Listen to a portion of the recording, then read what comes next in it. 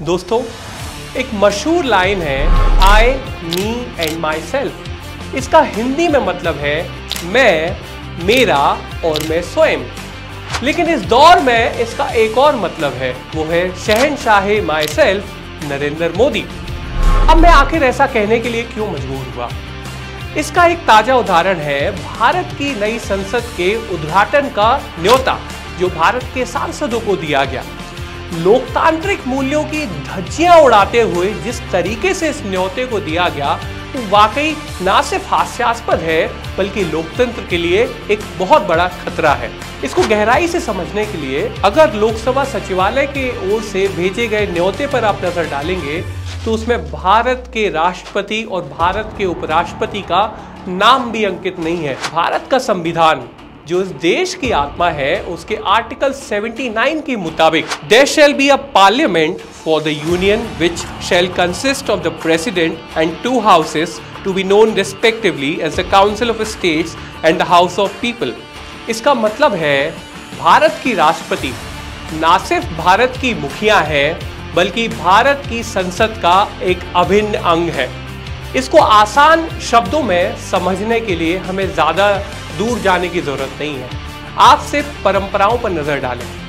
भारत का जो संसद का सत्र है वो कभी भारत के प्रधानमंत्री नहीं बुलाते हैं। भारत के संसद का सत्र हमेशा भारत के राष्ट्रपति के आदेश पर ही बुलाया जाता है। भारत की संसद का सत्र कभी भी जब शुरू होता है तो भारत की राष्ट्रपति के अभिभाषण के साथ शुरू होता है। इसका मतलब और आसान शब्दों में समझने के लिए आपको समझना होगा कि भारत की संसद में 2 सदन होते हैं जिसमें लोकसभा के नेता तो भारत के प्रधानमंत्री हैं, लेकिन दोनों ही सदन को अगर हम मिलाकर देखेंगे तो भारत की संसद के जो मूल मुखिया हैं वो भारत की राष्ट्रपति हैं, ना कि भारत के प्रधानमंत्री। इसको और आसान शब्दों में समझने के लिए आप सिर्फ अपना मोबाइल उठाएं और गूगल पे टाइप करें ऑर्डर ऑफ प्रेसिडेंस, मतलब भारत में वरीयता का क्रम, जिसके मुताबिक भारत की राष्ट्रपति प्रथम पर आते हैं, भारत के उपराष्ट्रपति दूसरे नंबर पे हैं और भारत के प्रधानमंत्री तीसरे नंबर पर आते हैं।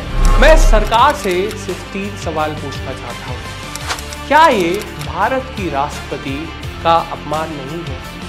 क्या ये लोकतंत्र का चीरहरण नहीं है? क्या भारत का जो लोकतंत्र है अब तानाशाही की ओर नहीं बढ़ रहा है? तो फिर बड़ा सवाल ये उठता है कि आखिर क्यों लोकसभा के स्पीकर ने भारत के प्रधानमंत्री को, जो कि वरीयता के क्रम में तीसरे नंबर पर आते हैं और सिर्फ लोकसभा के नेता हैं, आखिर उनको किस हक से भारत की नई संसद यानी लोकतंत्र के सबसे बड़े मंदिर के उद्घाटन का न्योता क्यों दिया? क्योंकि इसमें अगर किसी को न्योता दिया जाना था और उद्घाटन करने के लिए अगर संवैधानिक तौर पर किसी का दायित्व बनता है तो वो भारत की राष्ट्रपति का बनता है। तो ये बड़ा सवाल मैं आप पर छोड़ता हूं कि आखिर किसका हक है भारत की नई संसद के उद्घाटन का।